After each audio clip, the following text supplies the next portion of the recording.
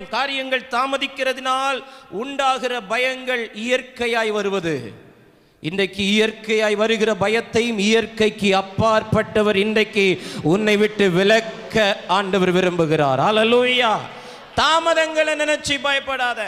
எல்லாம் தாமதமா இருக்குது. ஒரு வேலை தாமதமா இருக்குது, கர்ப்பத்தின் கனி தாமதமா இருக்குது, உயர்வு தாமதமா இருக்கிறது, வெளிநாட்டுக்கான வாய்ப்பு தாமதமா இருக்குது, ஒரு பிசினஸ் தாமதமா இருக்குது, பிள்ளைகளுடைய வேலை தாமதிக்கிறது, பிள்ளைகளுடைய எதிர்காலம் தாமதிக்கிறது.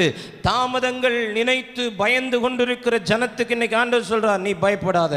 உன் பக்கத்தில் ஆண்டவர் வந்து சொல்றார், நீ பயப்படாத, நீ பயப்படாத, நீ பயப்படாத. மகனே நீ பயப்படாத. சகோதரா நீங்க பயப்படாதீங்க.